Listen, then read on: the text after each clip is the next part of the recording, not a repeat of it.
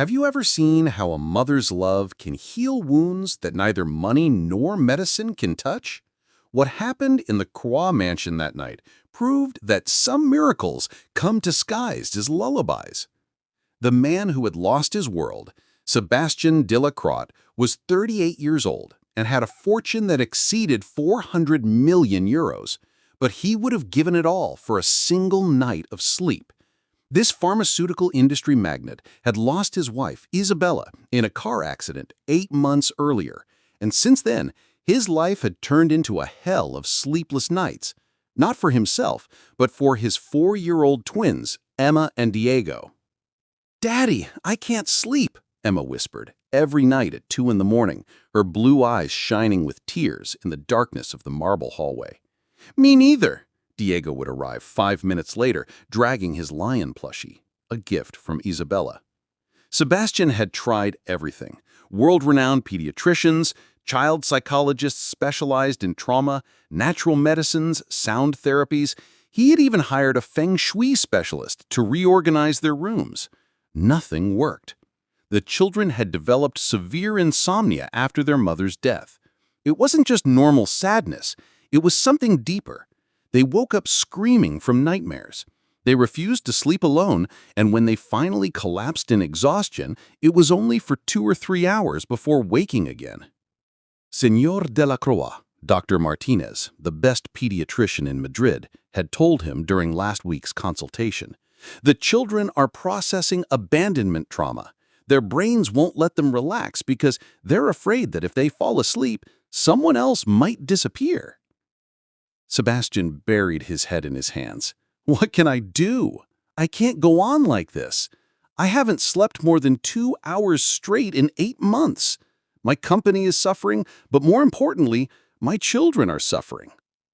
In those 8 months, he had hired and fired 12 different nannies.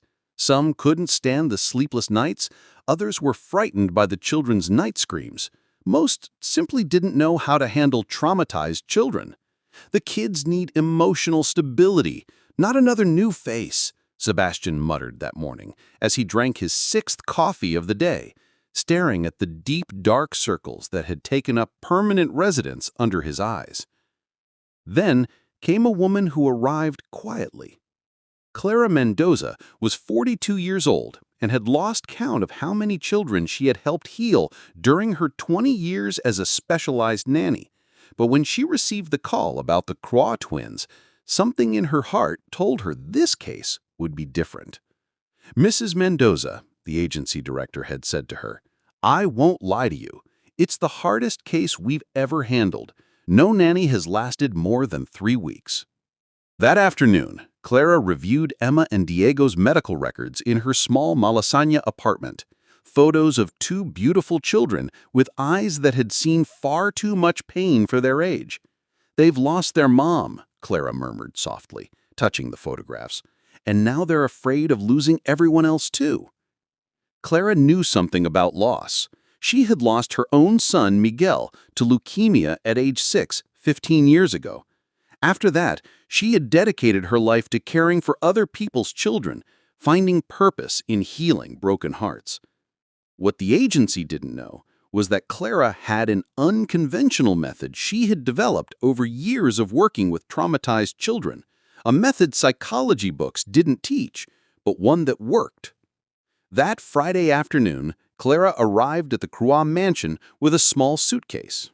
And something else: an old wooden guitar, worn by time, that had belonged to her grandmother.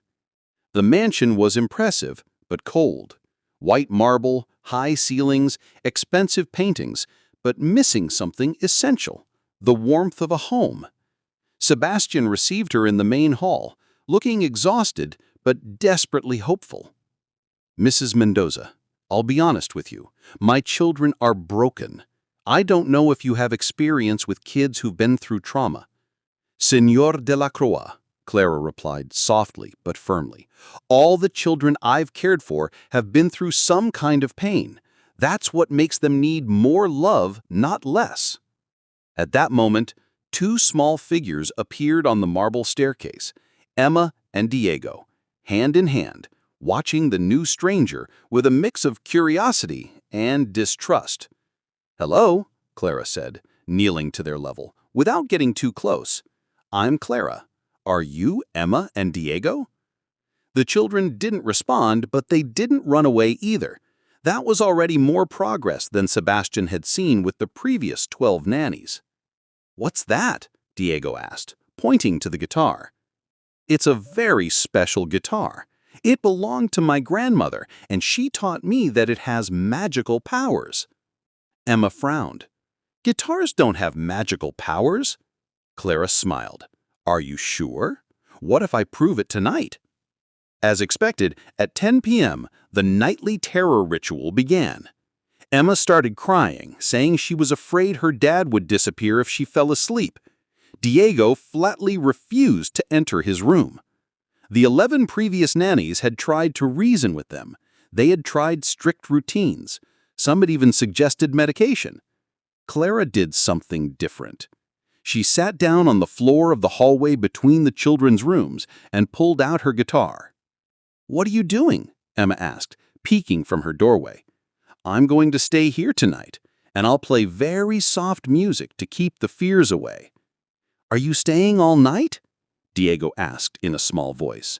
"All night." Clara began to play a soft melody her grandmother had taught her decades ago. It wasn't a conventional lullaby. It was something deeper, more healing. As she played, she began to sing softly. "Sleep, my child, sleep, my love, for Mama watches you from the heart. Though the stars are there, she'll never leave. In every song, she'll always be." Sebastian, spying from the end of the hallway, felt tears in his eyes. No one had mentioned Isabella so directly, yet so lovingly. Emma was the first to leave her room completely. Step by step, she walked over to Clara and sat beside her on the cold marble floor. "Really? Mama is in the stars?" she whispered, her eyelids beginning to close. "What do you think?" Clara replied gently, still playing. "Sometimes I feel like she's watching me, but then I get scared because I can't see her." Clara nodded. "Because Mama's love is invisible. But that doesn't mean it's not there. Like the air, you can't see it, but you know it's there because you can breathe." Diego appeared 5 minutes later, dragging his stuffed lion. "Can I sit too?" "Of course." The three of them sat in silence for several minutes, Clara playing soft melodies while the children gradually nestled against her sides. "Clara," Emma murmured, her eyelids beginning to close, "can you sing Mama's song again?" Clara sang the song 3 more times. On the second repetition, Diego had fallen asleep against her shoulder. On the third, Emma was breathing deeply, finally at peace. Sebastian watched from the shadows as Clara, with infinite care, helped each child lie down in their own bed. She didn't wake them, didn't move them roughly. She treated them as if they were made of sacred glass. For the first time in 8 months, the twins slept through the entire night. Over the following weeks, Clara established a routine that was part therapy, part magic, and part pure maternal love. Every night, she sat in the hallway with her guitar, singing songs about Isabella, about love that never dies, about how mothers become guardian angels. But it wasn't just the songs. Clara had a special way of talking about Isabella that helped the children process their loss without minimizing their pain. "Do you know what I think?" she said to Emma one night while braiding her hair.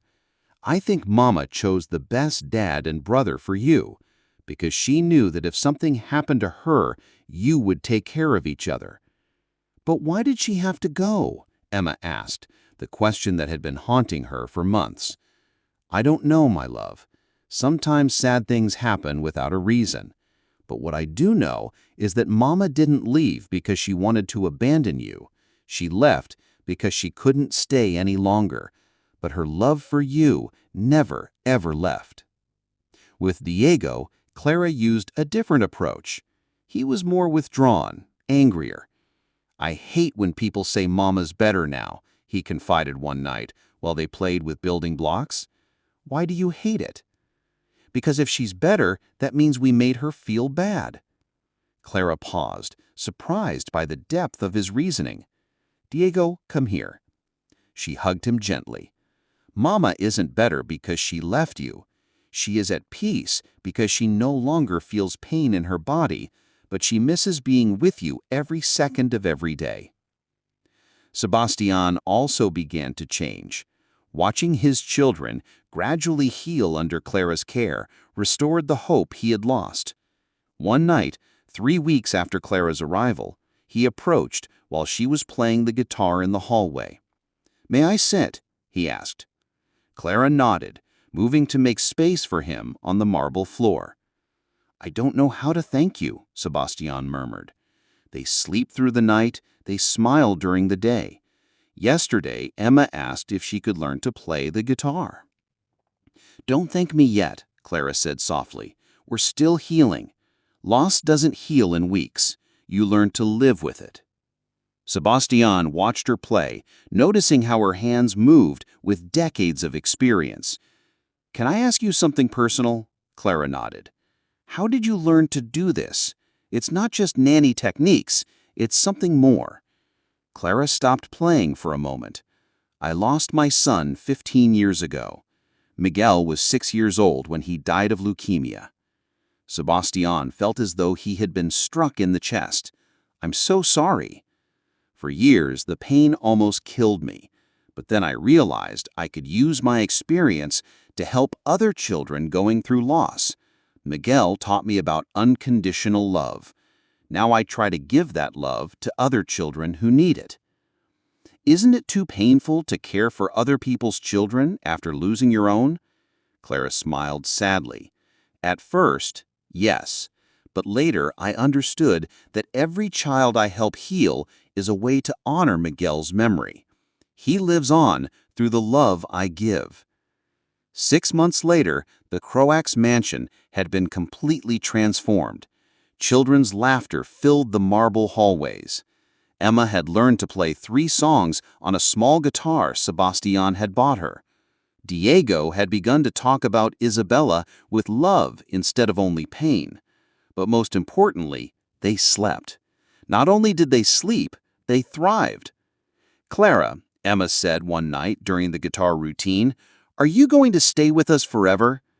Clara looked at Sebastian, who had asked the same question in a different way the week before.